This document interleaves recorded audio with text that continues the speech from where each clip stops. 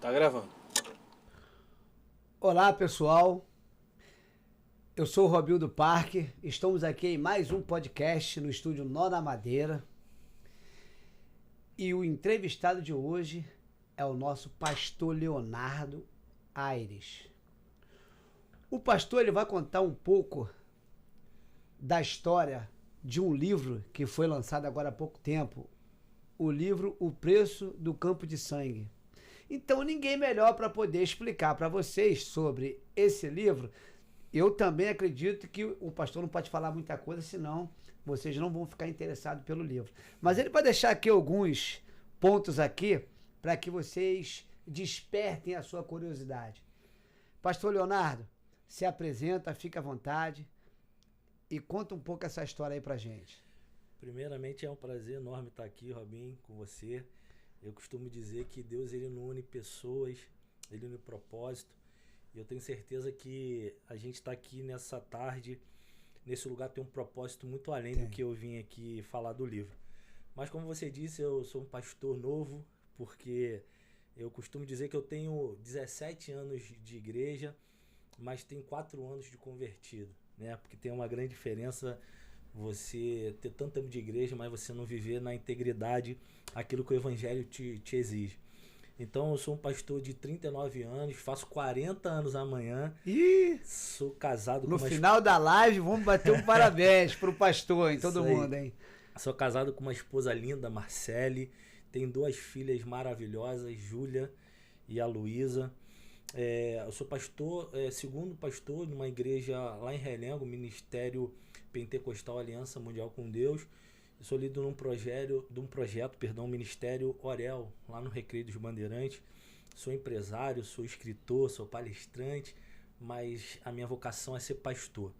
E esse livro foi uma revelação que o céu me trouxe, que foi algo incrível que falou ao meu coração sobre o real valor e o sentido do sangue de Jesus nas nossas vidas.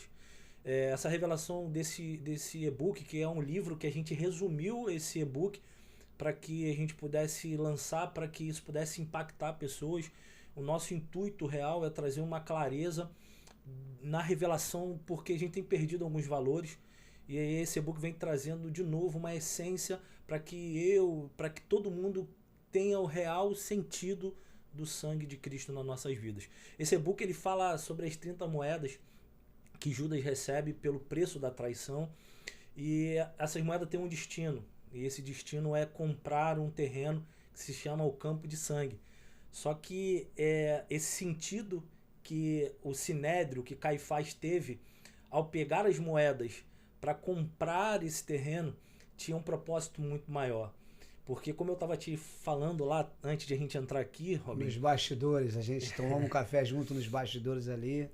Tá, gente? Só para vocês ficarem sabendo, mas continua. Exatamente. Esse livro ele fala sobre o que o sangue nos traz como redenção. Porque as 30 moedas que tinham um propósito, ela é ressignificada quando o cumprimento do sangue tem a sua origem. Como assim? Quando ele recebe as moedas, a primeira atitude de Judas é pelo remorso, devolver as moedas ao Sinédrio, dizendo assim: eu não posso ficar com essas moedas porque essas moedas são de sangue inocente. E existe uma revelação nisso aqui que é incrível, porque Judas ele era o tesoureiro de Jesus. Ele era quem recebia toda a oferta, todo o dinheiro do ministério de Jesus, era quem recebia, era Judas. Só que esse dinheiro de alguém que já tinha como propósito recebê-la, não podia cumprir um propósito, porque ele entende que agora o que ele recebe não é digno, não é justo. E automaticamente ele devolve essa moeda ao Sinédrio, ele joga essa moeda de novo nos pés de Caifás. Só que Caifás também valida o preço do sangue pelas moedas, dizendo: não podemos colocar as moedas de novo dentro do cofre. Por quê? Porque é preço de sangue de um homem. Então eu já entendo aqui, Robin, que existe um paralelo muito grande com essa revelação. Por quê? Porque a moeda ela tinha um valor monetário. Era 30 moedas. Só que a moeda, no propósito inicial, era para pagar uma traição. E quando alguém que é discípulo valida dizendo que essa moeda agora significa um sangue inocente, e Caifás, que é sumo sacerdote, ou seja, a representatividade do reino na terra, valida dizendo também que é um preço de sangue, nós temos um problema. E qual é o problema? É que o sangue que vem para redimir um pecado de toda uma humanidade agora tem um preço. E esse preço agora está sendo monetizado, calculado em 30 moedas. E aqui é algo incrível que eu vou só deixar uma deixa para poder falar o seu coração, porque senão foi como o Robinho falou, a gente acaba você não adquirindo o livro, porque o livro ele é grátis. Você pode ir lá, você pode baixar, mas ele tem um preço de R$19,90 no Hotmart. Como assim, pastor? É grátis, tem um preço. Porque Deus me ensinou um princípio também, Robinho.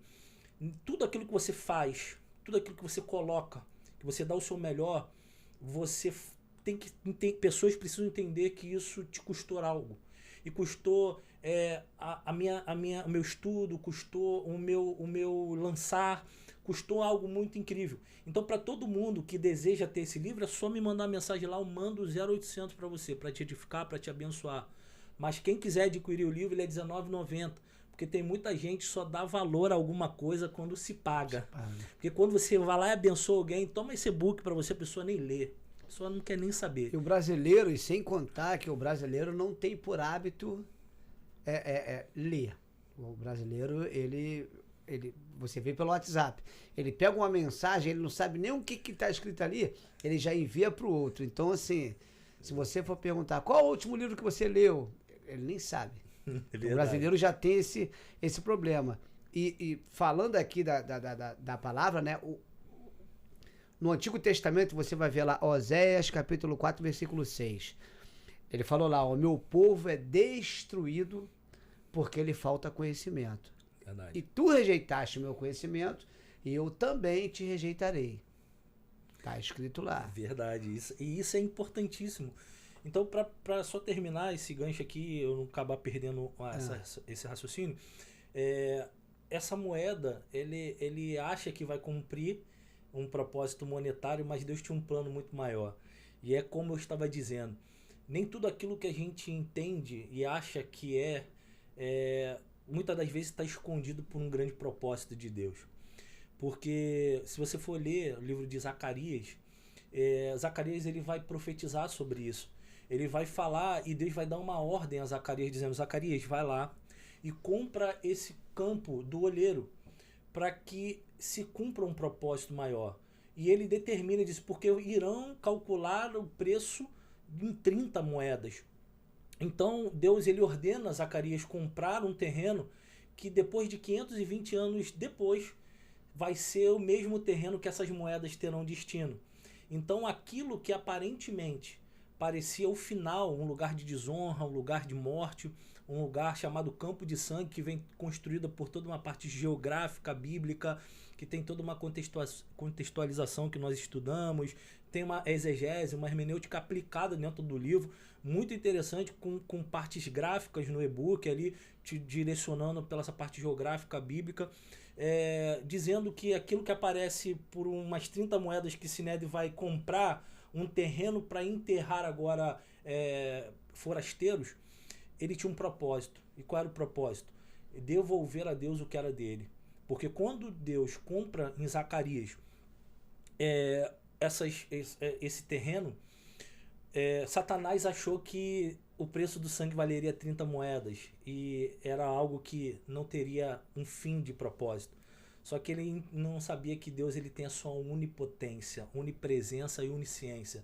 A onipresença de Deus ela não constitui, Robin, está só inserida, está em todos os lugares. Deus ele passeia no crono, Deus passeia no kairos, ele passeia no presente, no passado e no futuro. E Deus mostrou lá atrás que aquilo que parecia ser um problema, na verdade, era cumprimento de propósito. E você falando isso aí, eu pego um gancho, que a Bíblia eu acho que é um livro interessante, porque ela fala justamente do passado, do presente, fala das coisas que estão por vir, que se você for ler ali, né, você fala assim, caramba, né, o Deus ele teve esse cuidado E assim como as pessoas hoje têm tem um nome que se dá aí, eu viajo muito com o Iago e ele clica lá no... Até me fugiu, para você direcionar onde você quer ir. Waze, É. um aplicativo. Então, eu vejo a Bíblia como uma Essa bússola. verdade. Né? O GPS. O GPS. Então, você, a pessoa que lê, ela tem essa saída, tem esse conhecimento para que não venha tropeçar na frente.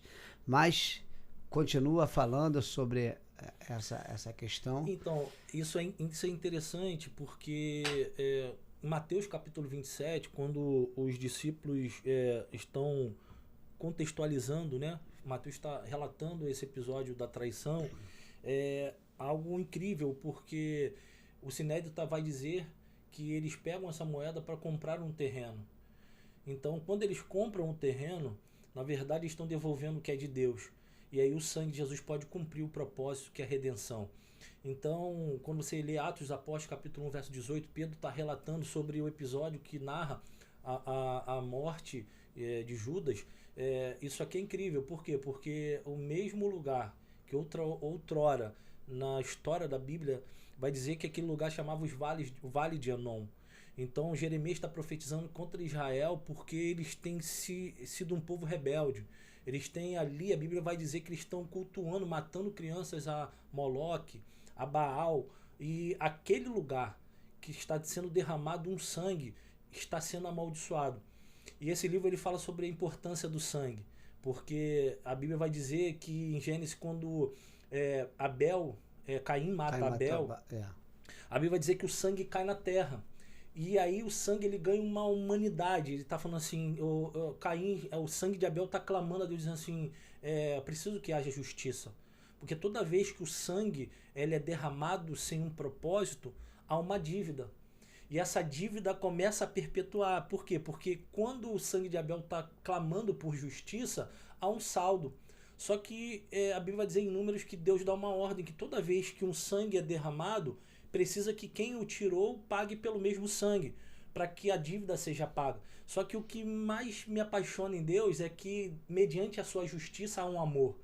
Porque em vez de ele matar Caim, ele marca Caim, dizendo assim, quem te tocar, mais amaldiçoado será.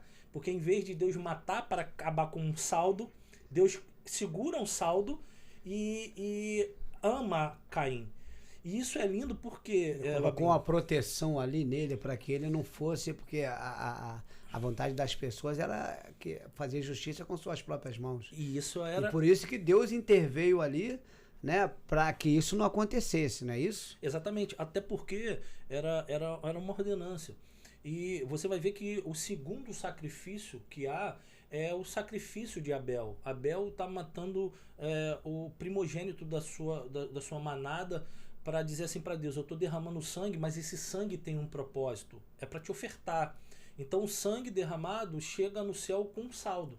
Só que o sangue dele na terra tem uma dívida.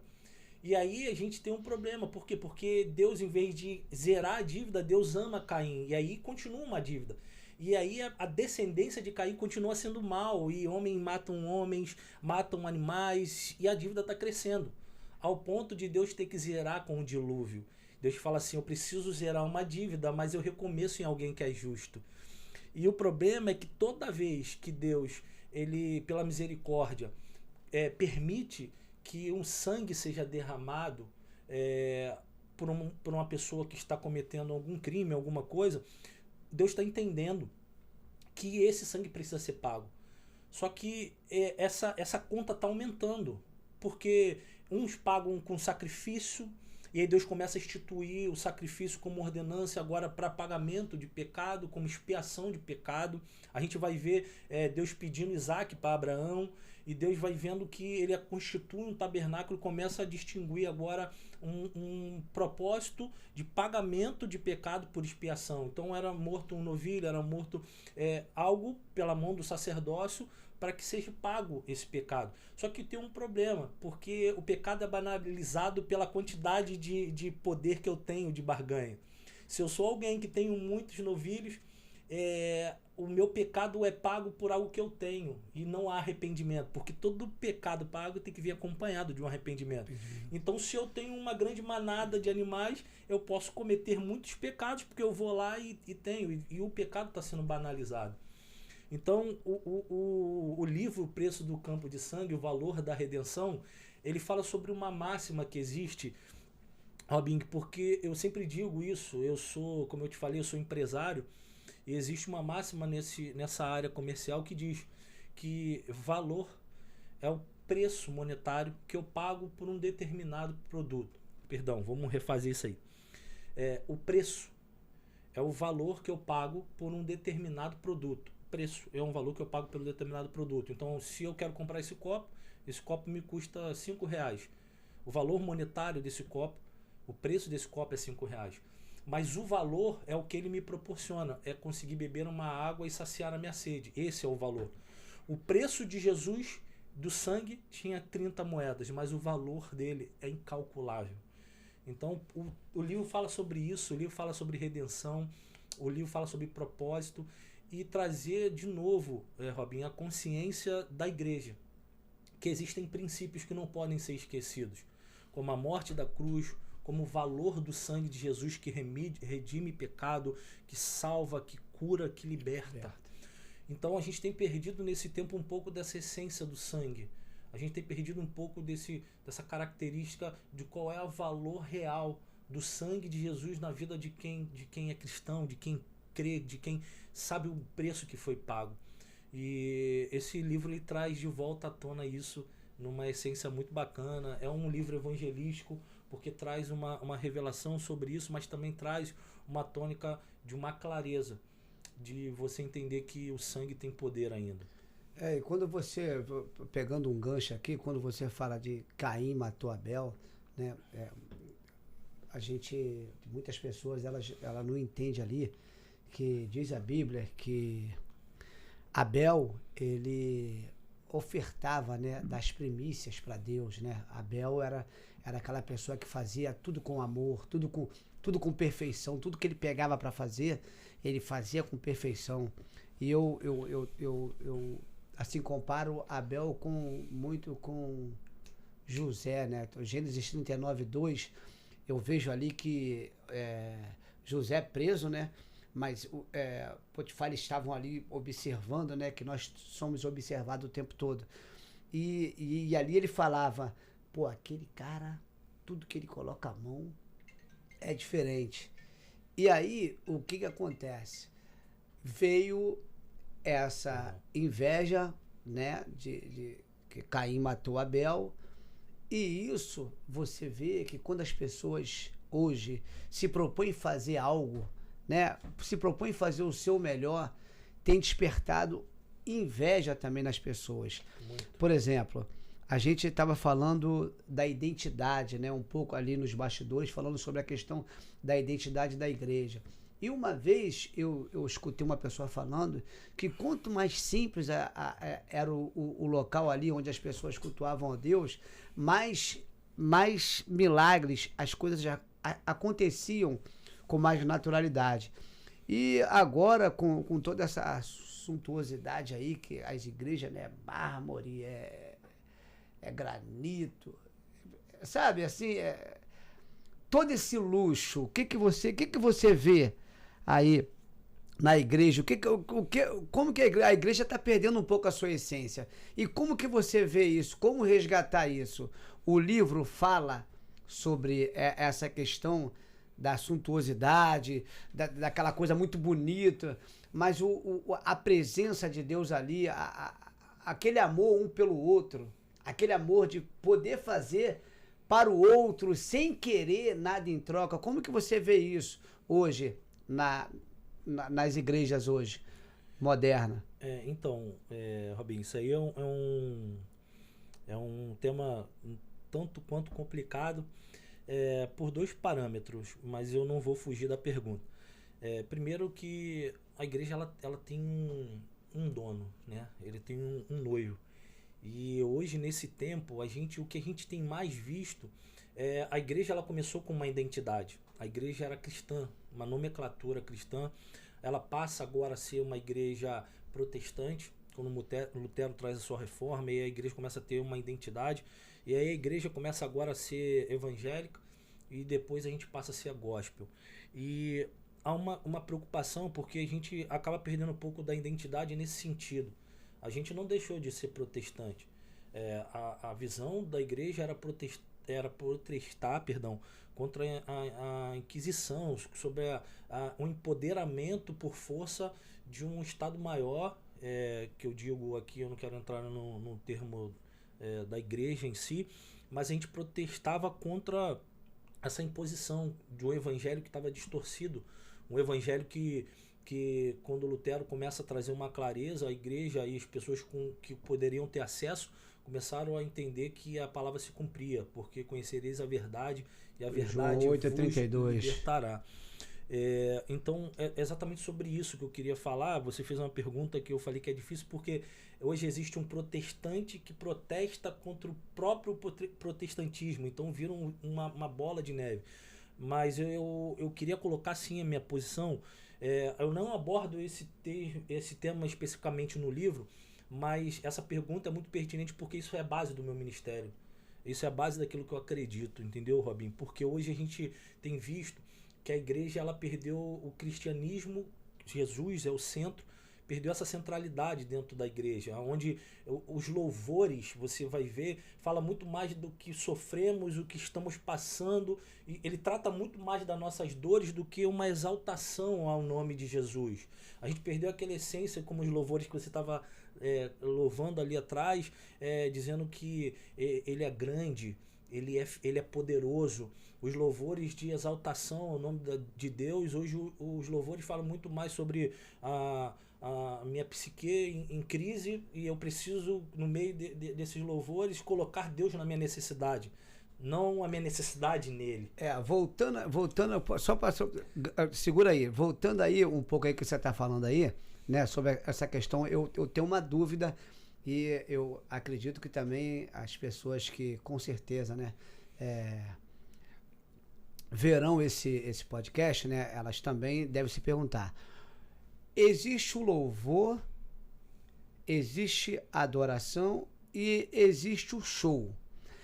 Tem uma música que eu ouvia, que eu achava estranha, aquela música: quem te viu passar na prova e não te ajudou, quando vê você na bênção vai se arrepender, vai estar entre a plateia e você no palco, vendo a luz de Jesus brilhar em você.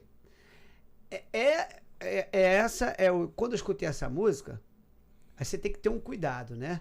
Você tem que ter um cuidado, porque Jesus, ele fala, Mateus 18:20, onde estiverem 2 ou mais pessoas reunidas em meu nome, ali eu estarei no meio deles. E essa música, ela tem uma separação. Quem te viu passar na prova e não te ajudou. A igreja foi isso que Deus derramou o sangue dele para isso? Deu para você entender a minha pergunta? Essa daí é clássica, né? Essa daí é um louvor que aonde você encontra um debate saudável para construir um entendimento. Esse aí é clássico, é exatamente sobre isso, porque hoje os louvores eles falam mais sobre aquilo que eu tenho que provar do que a essência de quem precisa ser exaltado. E essa é clássica por exatamente isso. O louvor, a adoração, ele precisa fazer com que a igreja se aproxime mais de Deus. O louvor e a adoração precisa que traga essa glória, essa shekinah para o ambiente, para que a gente possa nos sentir muito mais próximo do Espírito Santo. E aí quando a gente coloca a humanidade do louvor para poder tapar algumas brechas que só Jesus pode, a gente vive paliativos. Então é muito sobre isso, porque isso engloba também a igreja. Por que eu estou dizendo isso e não generalizando? Porque a gente sabe que há igrejas sérias, porque quem sou eu aqui para poder ser termômetro de espiritualidade ou do que é certo e o que é errado, mas eu estou dizendo sobre a luz da palavra, porque hoje, Robin, o que eu enxergo é que existe uma tricotomia, que é uma base, que é o que eu digo que é a espinha dorsal do evangelho, que são os 3 R's que eu falo, que eu até anotei isso, é renúncia, é remissão e redenção. Essa é a espinha dorsal da igreja de Cristo na Terra. Porque hoje eu não tenho como alcançar, eu não tenho como viver uma totalidade sem eu me arrepender, sem eu renunciar a muita coisa. Porque existe uma máxima, eu acho que eu não lembro o pastor que falou isso, eu acho que foi até um podcast que eu também enxerguei sobre um debate com a Land Rover, eu acho que era uma pastora, que ele fala sobre isso. Ele fala algo que é incrível, ele fala que Deus ele não te aceita do jeito que você é. Porque senão a gente não precisa de Jesus, a gente não precisa de renúncia, a gente não precisa de batismo, a gente não precisa de restauração, a gente não precisa de Cristo. Se Deus me aceita do jeito que eu sou, eu não preciso de nada que o Evangelho constrói. Mas ele fala que a graça e esse amor que é imensurável, que o sangue de Jesus traz, é que ele não te rejeita do jeito que você está. Ele vai te receber do jeito que você está, mas o evangelho é feito de renúncia. E eu não digo isso aqui só para casos que eu não vou fugir da raia, que falam sobre temas que são complicados, sobre homossexualidade, sobre problemas dentro da igreja que hoje tem sido recorrente, base de entrevista, mas eu falo do cara que é mentiroso, deixar de ser mentiroso, o cara que quando ninguém vê, peca, e essa renúncia tem a ver com isso. É quando ninguém te vê, um evangelho que quando ninguém te vê, existem dois reinos que nutrem expectativa a teu respeito. O mundo espiritual dos céus que fala assim, cara, eu acredito em você, vai lá, isso está sendo favorável, o céu tá se alegrando, o céu tá indo na sua direção. Tá em festa, né? A gente reconhece o teu nome, mas existe um mundo espiritual que fala assim, ah lá, ele no meio da coletividade sabe ser crente, mas quando ninguém vê, ele não é isso que ele aparenta ser. Então, essa espinha dorsal do evangelho, que são esses 3 R's, é o que eu tenho sentido falta nesse tempo, porque eu saio muito para pregar em alguns lugares e a gente tem visto que a base da revelação, eu falo isso porque eu sou um cara também pentecostal, Deus pela misericórdia me usa, mas hoje a base é a revelação, e aí a centralidade são os homens que revelam, e aí as pessoas estão mais em evidência, e Cristo sempre fica em segundo plano. Eu tenho um tempo inteiro para revelação, mas a palavra que cura, que salva e que liberta são pouco tempo. Então o evangelho tem perdido essa essência. Por quê, Robson? E aqui eu queria rapidamente fechar esse assunto que você me perguntou nesse tempo, porque existe uma máxima que eu acho lindo. Existe um texto que está lá em Mateus capítulo 11, verso 28, que diz: vinde a mim, vós que estáis cansado e oprimido, e eu vos aliviarei. Tomai sobre vós o meu jugo, e aprendei de mim, que sou manso e humilde de coração, e encontrarei descanso para a vossa alma, porque o meu jugo é suave e o meu fardo é leve. Esse texto, Robinho, ele é a base do fundamento do que eu acredito na essência do evangelho. Porque a Bíblia fala assim, você tem um problema? Você está com algum problema? Vem a mim. Vinde a mim, vós que estás cansado e oprimido, e eu vos aliviarei. Ele está falando desse alívio aqui, ele não está falando umas férias que você passa em Angra dos Reis ou em Cancún, que o seu corpo descansa. Ele não está falando ele está falando de um cansaço da alma, um cansaço do espírito, que nenhuma palavra de autoajuda, nenhum momento de prazer vai conseguir tapar esse buraco. Ele está falando dessa alma cansada. Então, vinde a mim, vai estar cansado, mas é condicional. Ele fala, tomai sobre vós o meu jugo. Ele não tem o L, não é sobre julgar. É um jugo, é uma peça de madeira que une 2 animais para puxar um arado ou uma carroça. O que Jesus está dizendo? Ele vai falar lá em Deuteronômio, capítulo 23, verso 10, se eu não me engano. Ele vai dizer assim, quando ele dá uma ordem: não colocais 2 animais de diferente espécie.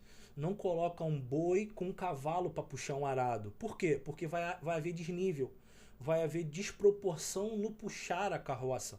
E aí não vai ser contundente, não vai ser coerente nem certo.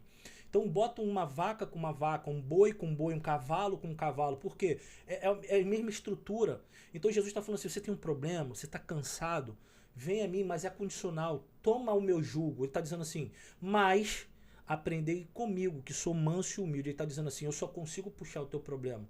Eu só consigo tratar da tua alma se você me unir a você, e isso tem um elo, mas que você tem que ter o princípio mínimo para que você entre na mesma proporção comigo, ser manso e humilde. E qual o problema dessa geração, Robinho? É que eu quero Jesus, mas eu quero do meu jeito. Eu quero Jesus, mas eu não quero abrir mão. Eu quero Jesus, mas eu não quero ser humilde. Eu quero que Jesus resolva o meu problema, mas eu não quero pagar o preço para isso. Porque quando ele fala, vinde a mim, ele está falando, vem como você está, mas você não vai continuar do mesmo jeito. Vai haver uma mudança, vai haver uma remissão, vai haver uma renúncia sua. E aí ele está falando assim, toma esse jugo que nós vamos ser iguais, porque no mínimo você precisa ser manso e humilde. E aí você vai encontrar descanso para a tua alma. Aí ele continua completando, ele fala sobre renúncia. Depois ele fala sobre remissão, que é o quê? É o perdão que o sangue de Jesus nos traz. É o perdão que o sangue de Jesus nos reconecta com o propósito do céu. Dizendo assim, agora que eu tomo junto por essa peça, vai haver algo incrível. Eu vou trazer descanso. Porque quando eu começar a puxar com você, a minha força é muito maior do que a sua. Você vai descansar. E isso é lindo, Robinho, que ele fala assim, ó, que é a redenção. Ele fala assim, coloca lá tudo que é pesado teu.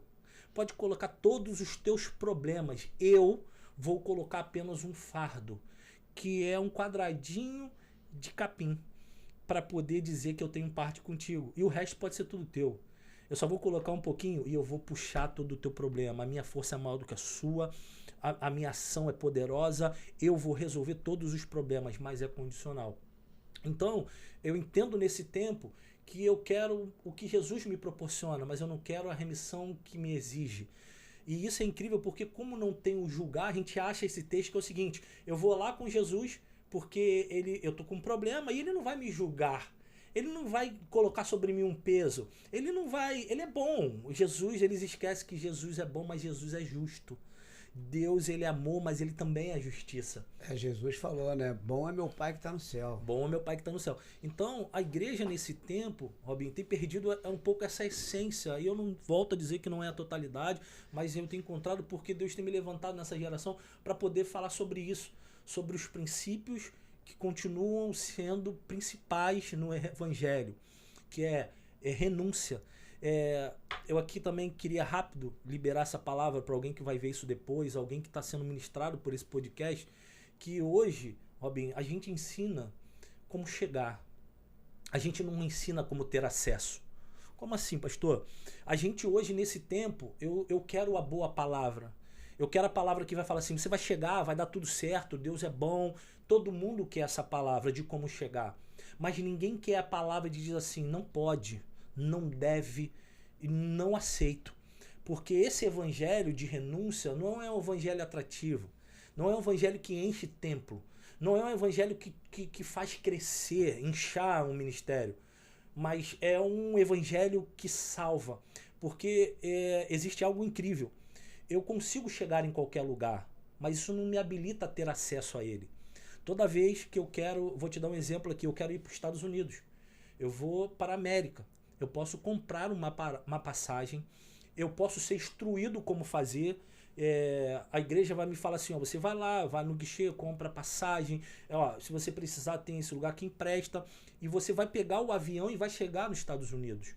Mas eu chegar lá não me habilita a ter acesso, porque o que me habilita a ter acesso é uma coisa chamada, me fugiu o nome agora, que quando você, um visto. Eu posso ter acesso aos Estados Unidos, mas o que me habilita a ter acesso dentro do lugar é um visto. E para ter esse visto, eu preciso cumprir algumas exigências. E esse visto tem validade, né? E esse visto tem validade. Isso é incrível. Por quê? Porque nesse tempo, Robin, eu te ensino como chegar, mas eu não te ensino como ter acesso. O evangelho não mudou. O evangelho vai dizer que toda criatura vai estar diante de Jesus e todo joelho se dobrará e toda língua confessará que ele é Senhor. Todos, o justo e o injusto. A diferença é que quando ele abriu o livro da vida, que simboliza ali o visto, vai dizer quem tem acesso e quem não tem acesso. E o acesso, ele está muito mais ligado à renúncia do que aquilo que você faz. Você vai ver aquele texto quando Jesus chega, ele fala assim para os discípulos, Jesus, voltamos. E os demônios se sujeitaram a nós, expulsamos demônios, curamos no teu nome. Aí ele fala assim, não vos alegrais, porque os espíritos sujeitais a vós, que vocês fizeram milagres e maravilhas, mas alegrai-vos, porque o seu nome está escrito no livro da vida. Apocalipse 3,5 vai dizer que ele vai colocar uma nova veste branca e o seu nome vai estar escrito no livro da vida. E todo aquele que chegar na presença do livro da vida, ele o confessará perante ao Pai que está no céu. Então, o acesso ainda é através de renúncia. O acesso no lugar ainda vai te exigir algumas coisas. E esse evangelho que eu te ensino como fazer, mas eu não te ensino o que você não deve fazer. Tem um texto também que eu sou apaixonado, Robinho, que eu já queria terminar aqui esse quadro, que se encontra lá em Mateus capítulo 17, verso 21. Eu costumo dizer isso: aonde eu vou, aonde eu tenho poder da minha voz, pela misericórdia, pela revelação do Espírito. Esse texto ele vai contar uma história que os discípulos estão desesperados, porque um pai chega com o seu filho endemoniado, uma hora se joga no fogo, uma hora se joga na água, e o pai está desesperado. Por quê? Porque ele apresenta o filho diante dos discípulos, e os discípulos não conseguem expulsar aquele demônio daquela criança, e alguém chama Jesus.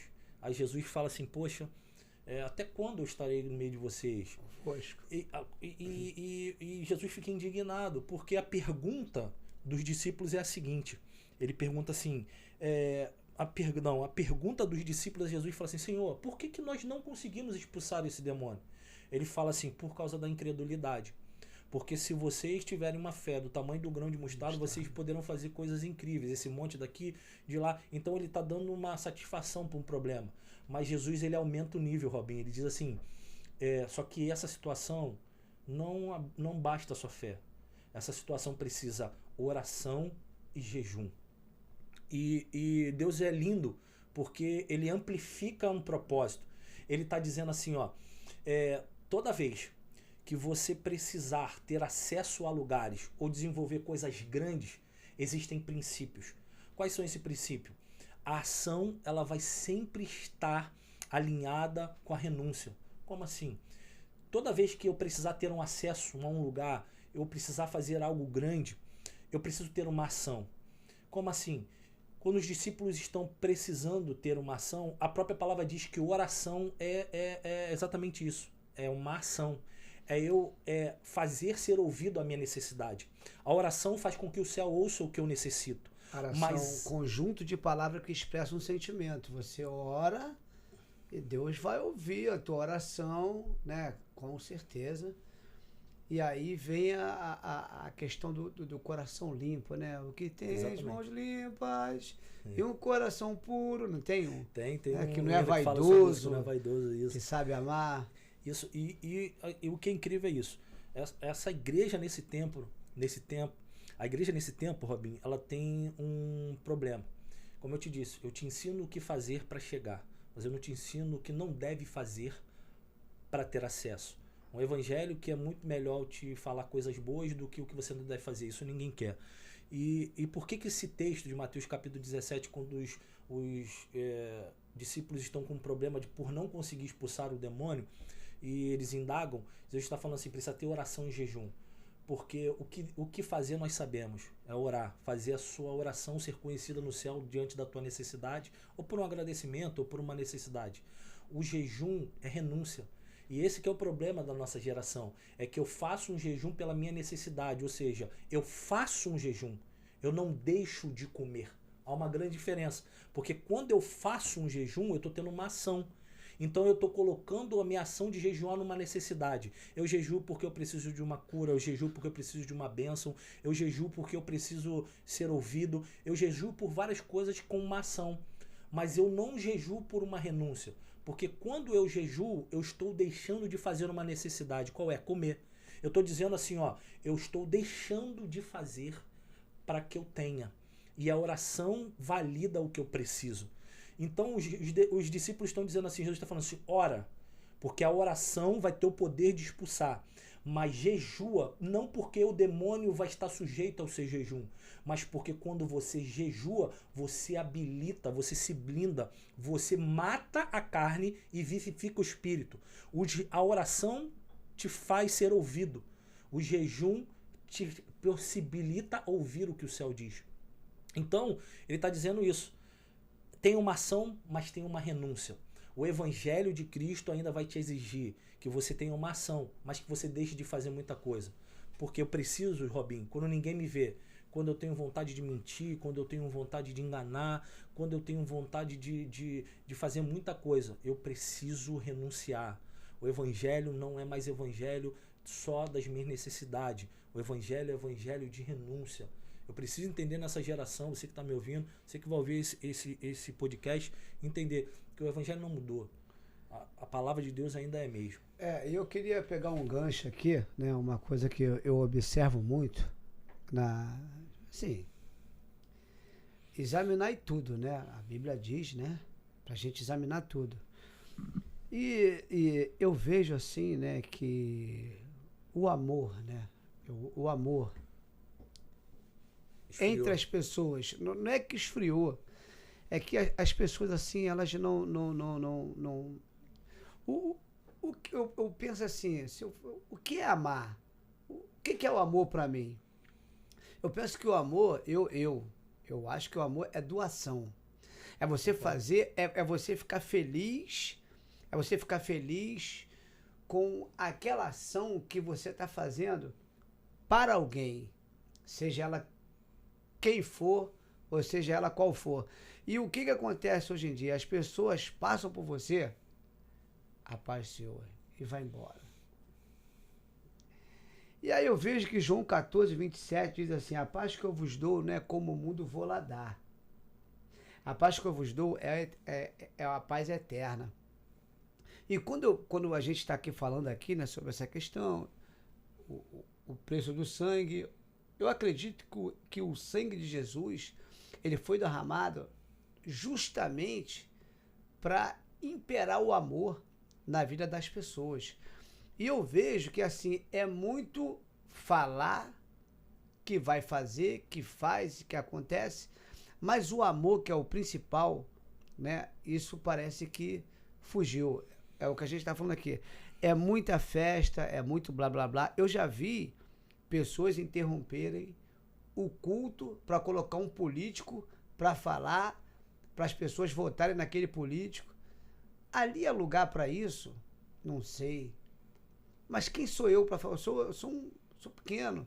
Eu falo, eu durmo pecando, acordo pecando, vou caminhando pecando, mas a gente vai tentando se policiar daqui, se policiar dali, e mesmo assim, né, se eu não me engano, Lucas 12, 2, se eu não me engano, que os olhos do Senhor estão sobre toda a terra. Exatamente. Então, assim, a gente tem esse compromisso com Deus e com as pessoas. E o Evangelho, eu vejo o Evangelho, eu queria ver aquelas o rapaz me mandou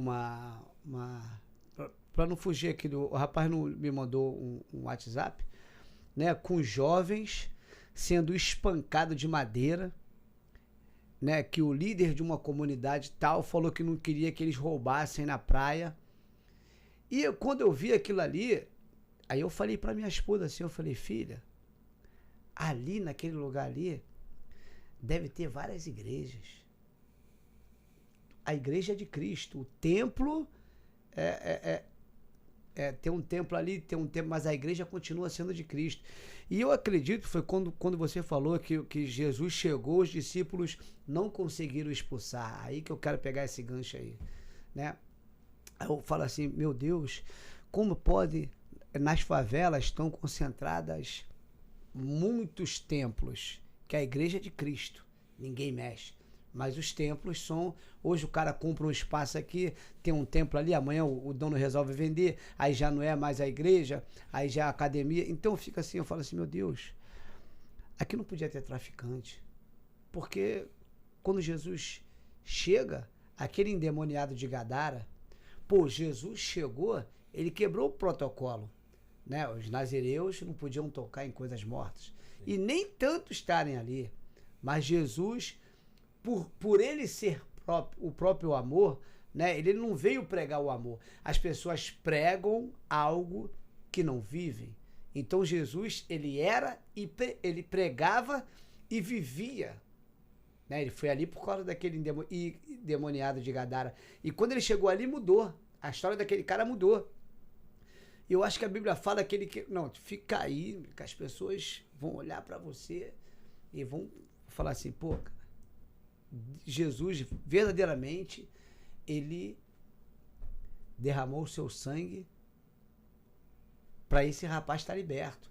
Então, o que eu estou te falando, eu não peguei esse tempo, né? Não peguei esse tempo. Tem pessoas que contam histórias, né? Que elas oravam naquele lugar, pessoas cegas enxergavam e pessoas aleijadas andavam, pessoas se libertavam das drogas, da prostituição.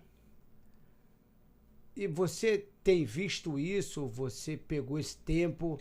Como que você vê tudo isso? Isso aí que você fala é muito pertinente.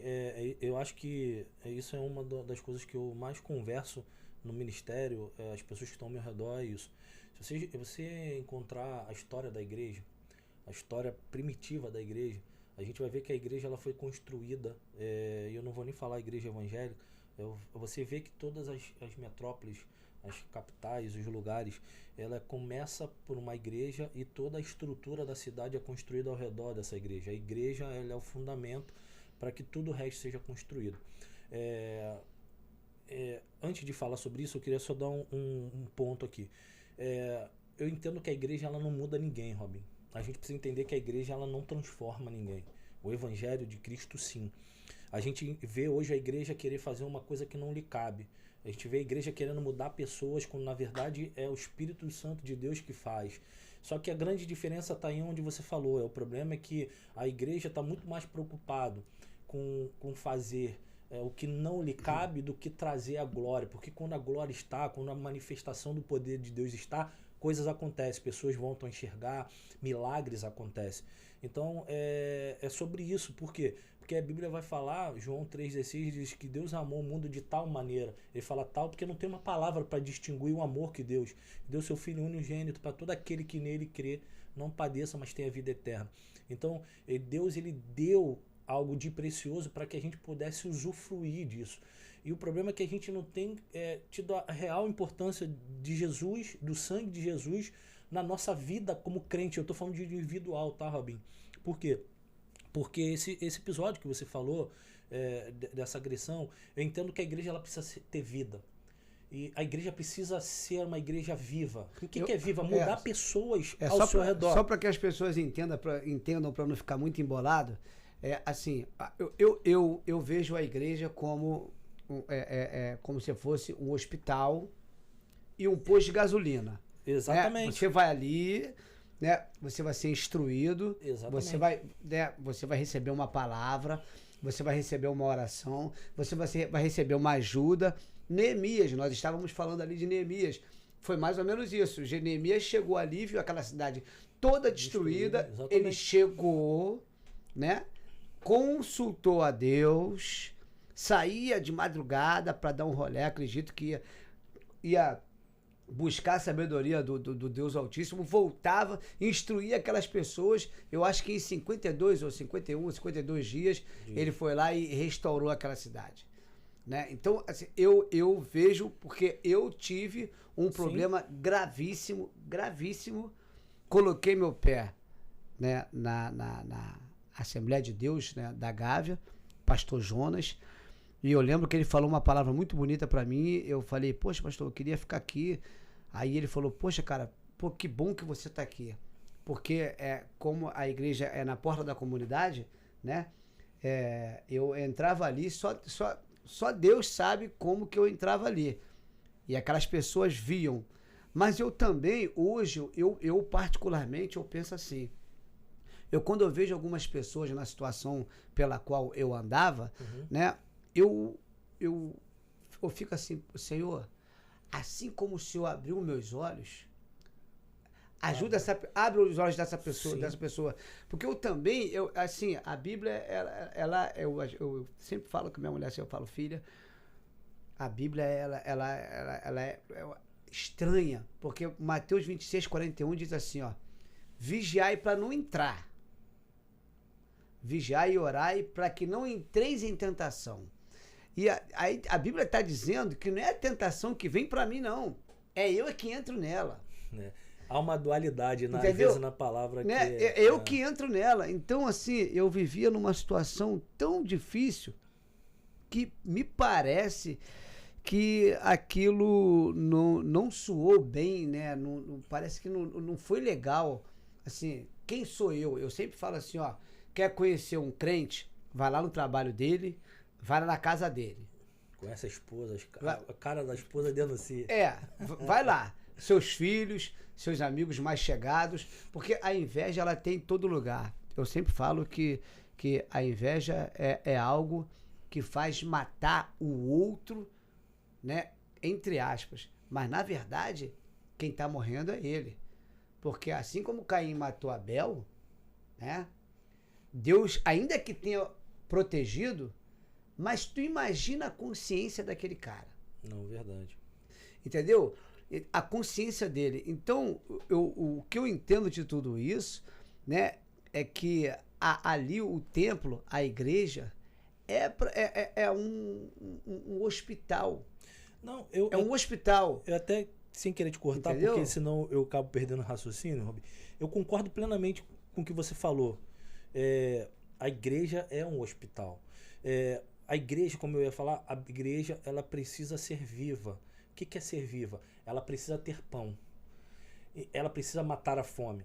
O que eu estou dizendo é porque existem hoje nesse tempo muitos pastores, muitas pessoas, muita liderança frustradas, porque ela quer de qualquer custo mudar pessoas. E a igreja não vai conseguir. Quem consegue é o evangelho. E aí você não consegue transformar alguém e aí você se frustra. E aí a gente vê as lideranças tirando a vida, a gente vê liderança frustrada. Por quê? Porque aplica tudo que tem para poder mudar alguém que verdadeiramente não quer a mudança que vem pelo evangelho. Só que isso não anula a ação da igreja. A igreja sempre tem que ter pão, ela tem que ser viva. Ela tem que mudar o ambiente onde ela se encontra. É o que você falou. Se eu estou alocado aqui, eu preciso mudar a estrutura ao meu redor. Como eu disse, toda a estrutura da cidade, ela começava pelo templo.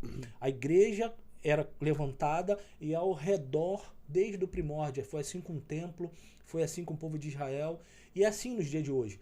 O problema é que a igreja não quer mudar o ambiente de fora. Houve um caso, a qual eu tive a possibilidade de conversar com um pastor amigo.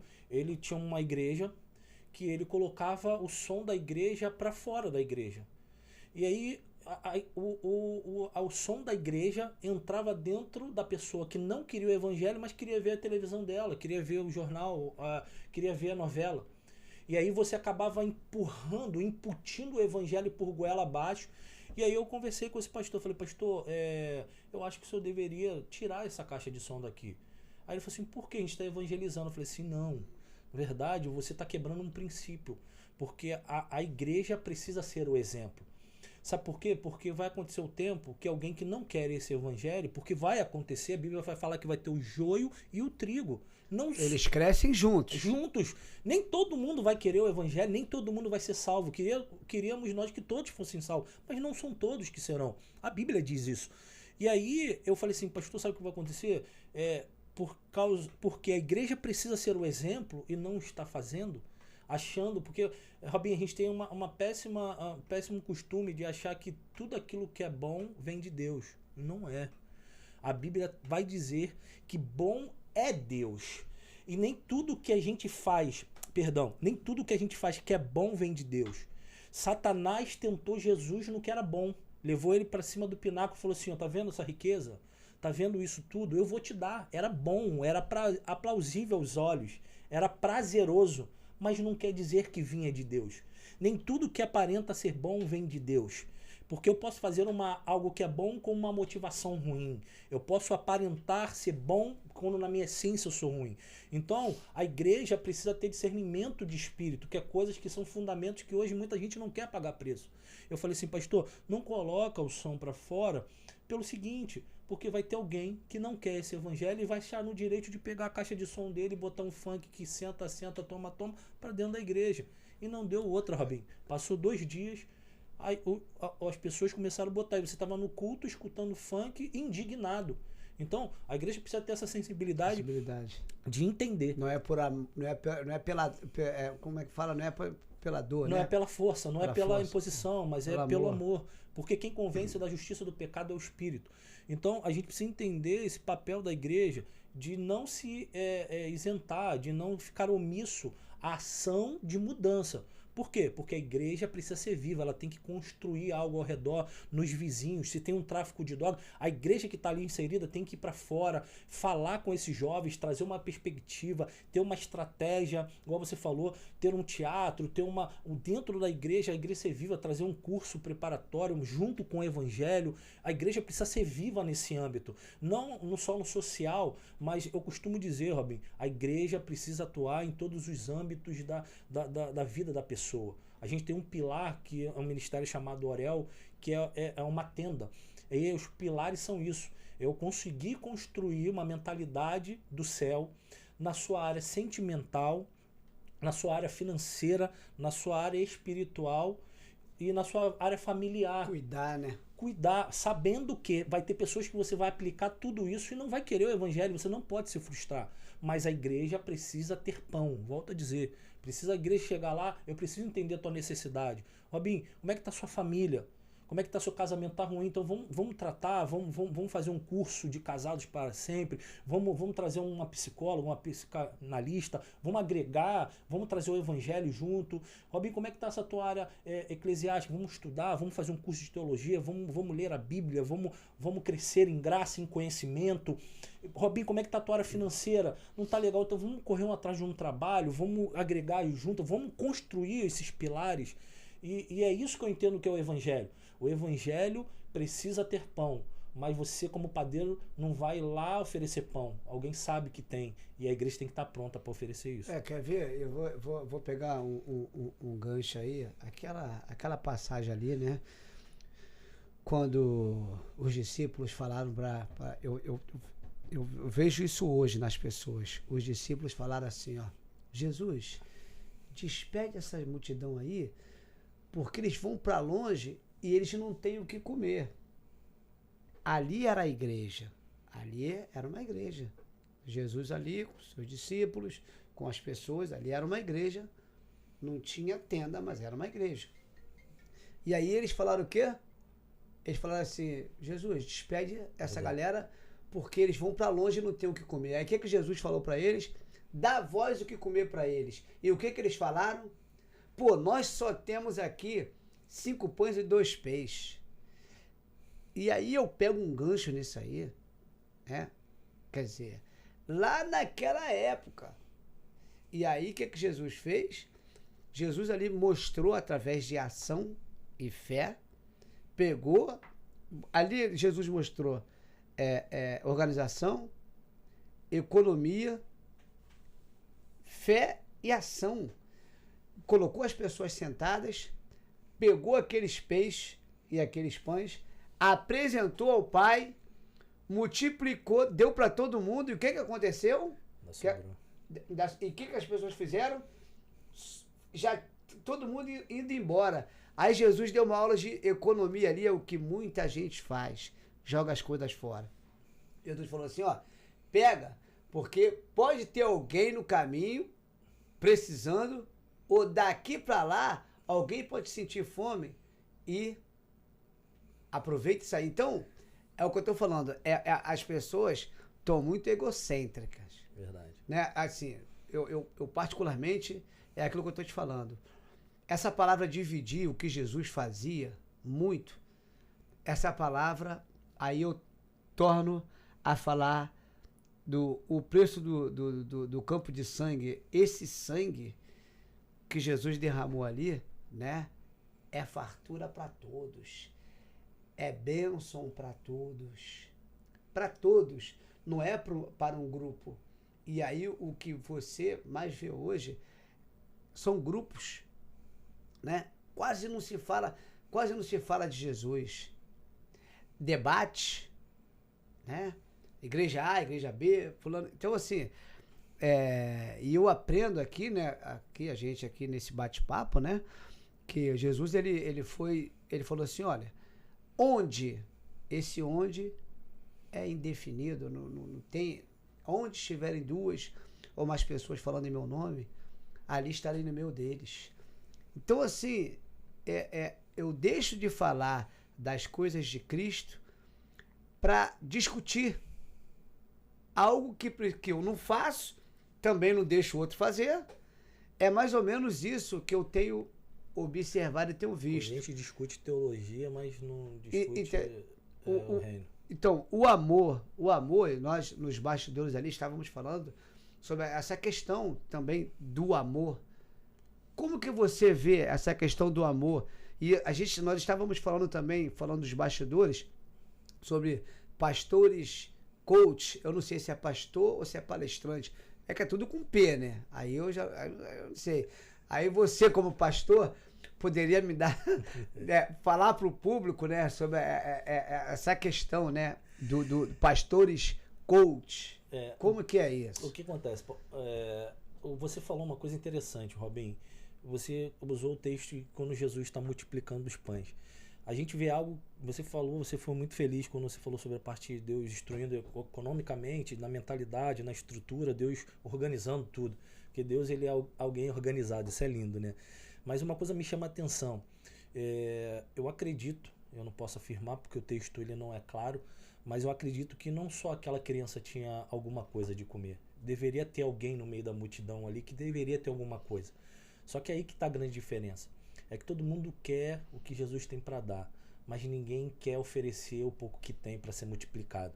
Então aí está o segredo da vitória. Exatamente. Jesus trabalha no pouco. Exatamente. Essa criança, ela me mostra que o ato de se desprender do que é mínimo tem o poder de ser transformado.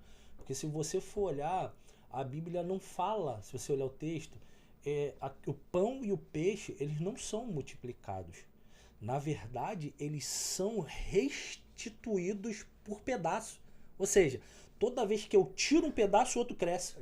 Ele está falando assim, ó, toda vez que você servir, isso volta para a origem. Nunca vai te faltar. Atos 20:35, apóstolo Paulo vem falando, pois bem-aventurado é dar do que receber. Está lá em Atos 20:35. Exatamente. Mateus 7:12 também, Jesus vem falando, tudo que querem que os homens vos façam vós primeiro a eles. Porque eu estou dizendo, esse é o evangelho que eu não vejo. Então, esse evangelho que você falou é esse evangelho de exemplificação dessa criança. Porque ela deu na mão de quem multiplica e toda vez que era tirado um pedaço, o pedaço era restituído. Então isso é muito forte, porque toda vez que eu me dou, aquilo sempre vai reverberar na vida de alguém. O problema é que a gente quer pro nosso eu, mas a gente não quer ser canal. A gente tem, mas a gente não multiplica. E quando você fala dessa questão de coach e tal, eu falo muito mais sobre... Eu converso muito com jovens na igreja. Eu tenho um canal lá no Instagram, eu recebo muitas perguntas, eu recebo muita gente tirando dúvida isso, e eu tenho isso na essência do meu coração, que Deus tem me trago uma palavra revelada, não para que isso venha trazer nenhum tipo de soberba, mas para ser multiplicador na vida de alguém. Porque Mateus capítulo 5, verso 37 vai dizer: sejai a sua palavra sim, sim, não, não. Passou disso a procedência maligna. Isso sempre me entregou. Por que Deus fala sim, sim, não, não? Por que Deus não falou assim, seja a tua palavra sim ou não? Amanhã eu vou lá, hein?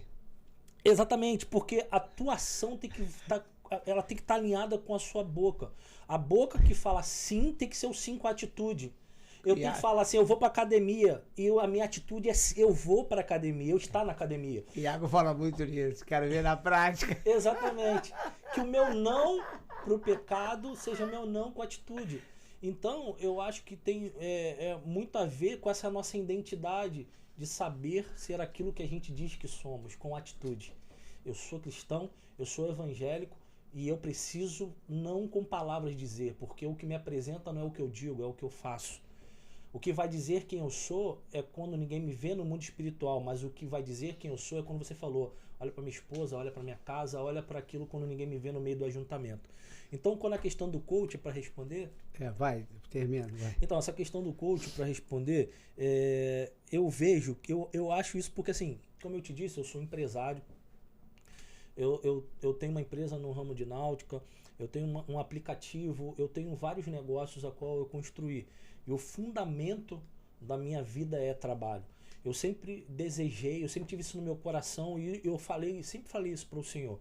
Senhor, se o Senhor me permitir, eu quero ser o que financia a obra. O ministério a qual o Senhor vai levantar na minha vida, eu quero te dizer, olha, o dízimo é uma ordenança, a oferta também. Mas deixa eu te falar algo, isso precisa ser uma verdade. Porque eu não quero lhe trazer uma imposição por nada que não seja uma verdade. Porque eu costumo dizer, a oferta traz aquilo que eu não tenho. O dízimo blinda aquilo que eu tenho. Então eu preciso entender na essência do meu caráter qual é a minha obrigação. Então eu quero ser o que financia, eu não quero precisar falar assim, ó, dê porque precisa pagar, dê porque senão a gente não consegue viver, dê porque senão a igreja não vai sucumbir. Não, eu falei assim, eu quero ser o financiador. O devorador vai te pegar. Eu quero ser o financiador da obra, para dizer assim, mas dá com o teu coração. Porque a igreja primitiva, ela pega a necessidade de cada um para poder mudar a vida de pessoas. Então, eu acho que a igreja tem que ser esse papel. Dar o pão, mas também dar a vida eterna. Não perder essa situação. E essa questão do coach, esses pastores que a gente conversa muito, eu vejo que, eu sempre falo isso, onde eu chego, com maior orgulho, eu falo isso, Robinho, eu sou pastor. Primeiro eu sou marido, depois eu sou pai, terceiro eu sou pastor. Eu não sou palestrante, eu sou escritor, eu sou pastor. Porque eu carrego isso com alegria no meu coração. Eu me apresento como um pastor não pela nomenclatura, porque eu não posso perder a identidade do qual é o meu chamado e do meu propósito.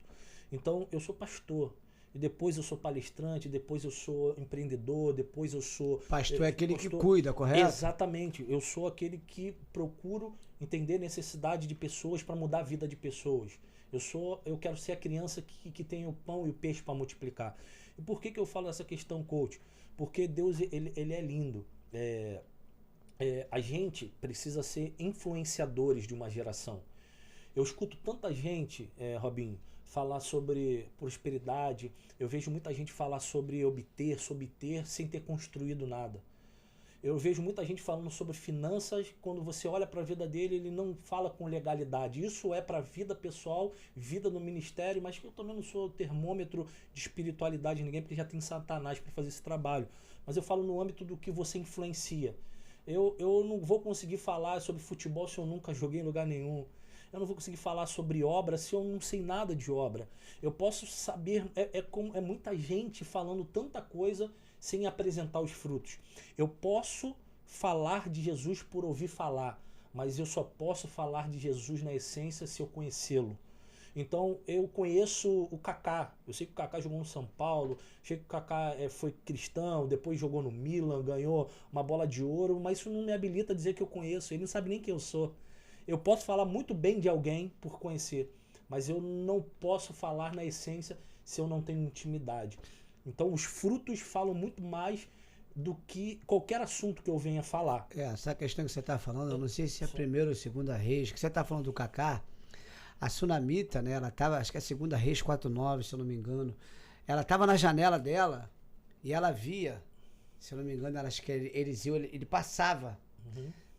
E aí ela falava pro marido dela assim, amor, aquele cara que passa lá é homem de Deus. Então ela via as ações dele. Sim. Tanto é que a Bíblia relata sobre isso. Sim. Mas essa e aí você está falando... Mas esse texto é lindo, Robinho. Por quê? Porque todo mundo quer ter a característica de Eliseu que parece homem de Deus, porque todo mundo vê, mas ninguém quer ter a atitude do bom samaritano que ninguém vê. Essa a questão. É porque Eliseu era visto e todo mundo quer ter a aparência de um homem de Deus. Mas ninguém quer ter o coração de amor do bom samaritano que faz quando ninguém te vê. Essa é a essência exatamente. Por quê? Porque quando eu falo do coach, eu falo sobre isso, eu falo que eu vejo muita gente falando sem ter construído nada.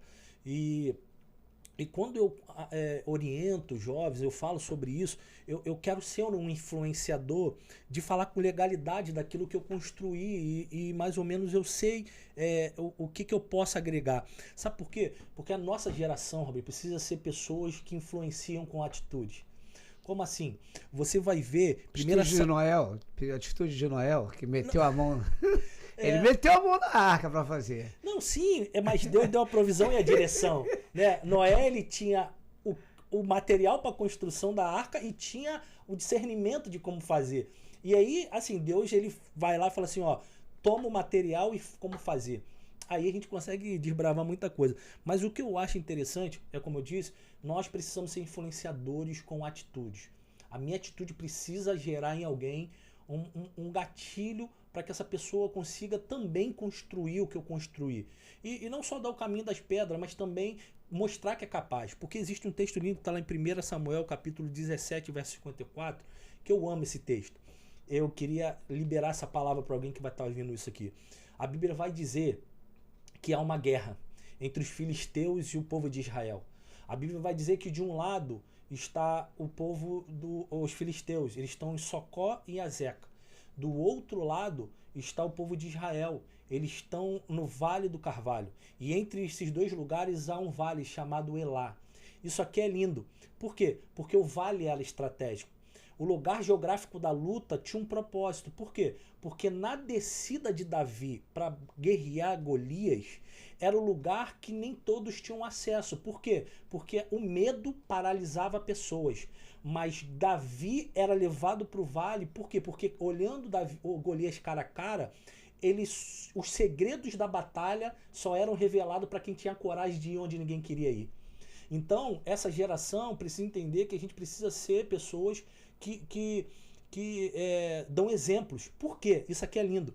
Quando Davi está de frente com Golias, a Bíblia vai lá que existem segredos que só quem paga preço vai ouvir.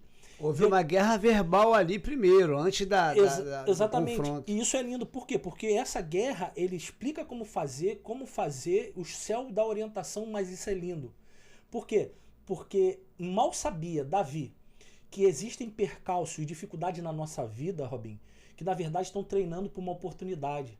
Porque o urso, na hora que chegou na frente de Davi, quando ninguém não o via, ele pode ter questionado por quê? Porque esse urso, ele pode ter tido arranhões, ele pode ter tido sequelas da dor, da luta com o urso. Eu conjecturo Davi olhando os arranhões e falando assim, Senhor, por quê? Por que isso? E Deus falando assim, Davi, fica tranquilo, você não entende agora, mas vai ter uma oportunidade que tu vai usar. Que eu faço agora não compreendereis. O urso habilitou Davi a ter uma vitória. O leão habilitou, mas Davi não entendeu no momento que aquela situação contrária chegou. Mas quando ele chega no Vale de Elá, toda dor, todo propósito, todo problema contribuiu para uma estratégia. Por quê? Porque quando ele chegou ali no lugar que paralisavam homens, Davi encontrou uma oportunidade. O gigante foi habilitado na luta com Davi quando Davi trouxe as cicatrizes e as dores da luta que ninguém viu para o momento da oportunidade. Ele falou assim, se eu mato um urso, se eu matei um leão, eu posso matar um gigante. Então a dor contribuiu para um propósito. E quando ele estava de frente, a Bíblia vai dizer que a primeira ação de Davi quando ele derruba o gigante é cortar a cabeça. E aqui eu já queria liberar uma palavra profética para alguém. A cabeça de Davi, a Bíblia vai dizer que ele leva para dentro de Israel. A Bíblia vai falar que ele entra dentro de Jerusalém com a cabeça do gigante. E o que eu queria liberar é isso. Por quê? Porque a cabeça, muitos que tiveram medo de descer para ver Golias de perto só vão ver a cabeça quando alguém de coragem levar. Alguém foi financiador de projeto, alguém foi exemplo. Por quê? Porque a cabeça na mão de Davi, levando para o meio do povo, muitos que não tiveram a coragem de descer para ver cara a cara, viram que era possível. Pessoas vão influenciar pessoas com atitudes. Pessoas vão mostrar para pessoas que é capaz de fazer atitude. Na prática. A cabeça na mão de Davi, no meio do povo, muitas pessoas viram de perto e falaram assim, é possível. Viram Golias de cara falando assim, é possível. Então eu e você precisamos ser uma geração que não só fala, mas que a gente comece a mostrar que é possível. Então é esse tempo, essa questão do coach fala muito sobre isso, sobre esse tempo, sobre o que a gente precisa ser. Muita coisa é dita, mas muita coisa não é executada. E para terminar aqui, eu queria já deixar rapidamente, para terminar, para a gente terminar esse texto aí, a gente dar as considerações finais, existe um texto lindo. Eu acho que ele já deu o sinal ali. Já. Me dá só, eu vou só fechar aqui. Pode rapidinho. Para terminar. Quando o papo é bom, a hora passa. Então, rapidamente, Robin, para terminar desse desfecho de como Jesus, para essa questão de pastores coach, Jesus ele é o maior coach que nós temos. Ele é a maior referência. Homens podem te ensinar como fazer, mas só o evangelho vai te ensinar como ter acesso. Existe um texto em Lucas, capítulo 14. A Bíblia vai dizer que Jesus está entrando na casa de um fariseu. Isso aqui é lindo. Jesus, ele sabe instruir um rico como não perder a salvação e sabe ensinar um pobre como ter a salvação. Porque a Bíblia vai dizer que é mais fácil passar um camelo numa agulha do que um rico entrar no reino dos céus. Por que isso? Porque quando ele entra na casa do fariseu, Jesus está observando, ele está dizendo assim para o rico, ó, toda vez que você fizer um banquete, não convida os seus amigos, os ricos e as pessoas de influência, porque você está esperando retribuição. Faça para os pobres, para aqueles que necessitam, porque você vai ter galardão no céu. Vai ter uma recompensa no céu para a sua vida. Então, quando ele está falando sobre isso, Jesus está vendo que há um cenário que há uma distinção. Alguém que tem dinheiro, que está num banquete de honra, e Jesus está vendo que está perdendo ele tem importância. Jesus sabe estar num banquete, Jesus está sentado numa praça com pobres. Mas nesse cenário, Jesus está instruindo como não fazer. Ele está dizendo assim, ó, faça dessa maneira. Só que ele está vendo o coração de quem não quer ser instruído. A Bíblia vai dizer que Jesus sai daquele ambiente. E quando ele sai, a multidão vai atrás dele. Ele está dizendo assim, ó, para todo mundo aí. Aquele que quer vir após mim, nega seu pai, sua mãe, toma a sua cruz. Mas deixa eu te ensinar um princípio. Ninguém faça nada, eu estou falando da parte econômica, estratégia e o coach que Jesus é. Ninguém que vai construir um prédio onde calcula para ver se pode começar e terminar para que depois as pessoas não falem que você, 14, 28. Você não é organizado, que você não tem estrutura e nem identidade de quem você é. Jesus está falando sobre finanças, sobre identidade. Jesus está falando sobre dinheiro, sobre identidade. Quando ele chega na praça, a Bíblia está falando exatamente assim, capítulo 15, verso 1. Ele está sentado com caloteiros, com mal pagadores, com pobre, com pessoa de pior estupro. Por quê? Porque Jesus, ele não importa como você está, ele quer te mudar. Ele sabe sentar com príncipes, ele sabe sentar com alguém que não tem honra. Ele está dizendo assim para eles, ó, deixa eu contar uma história para vocês. Existe um pastor que perdeu uma ovelha. E qual que não larga 99 e vai buscar uma? Ele está falando sobre identidade. Jesus, ele não larga bode, ele não larga ovelha para buscar bode. Ele larga a ovelha para buscar uma ovelha. O filho pródigo saiu e o filho pródigo voltou com as próprias pernas. O que ele está dizendo? Ele fala assim, eu largo 99 para buscar uma ovelha. Porque quem tem identidade, eu vou sempre honrar. Pode estar no perigo, pode estar perdido, mas quem tem identidade de servo nunca vai perder a minha mão de pai. A Bíblia diz que ele está falando isso para alguém que precisa se converter. E ele fala assim, alguém perdeu um dinheiro, que é uma dracma. Só que ele fala assim, antes de você achar a dracma, precisa haver uma organização. Não, Deus ele fala assim, quem é que não arruma diligentemente, quem não arruma, porque ele fala, no processo da organização, aparece o que está faltando. Quando você arruma a casa, aquilo que falta, eu faço trazer a clareza para você achar. Organização. Quando chega no capítulo 15, Jesus está falando assim, ó, ele fala uma última parábola, e aqui eu fecho. Ele fala assim, existe a parábola do filho pródigo. O texto ele nos excita de mostrar alguém que foi e voltou, que estava perdido e voltou. Eu não descredibilizo isso porque a palavra ela tem vários ganchos de revelação. Mas quando Jesus está falando sobre identidade e está falando sobre organização. Ele está dizendo assim, ó, existe um filho que tem uma identidade de quem ele é.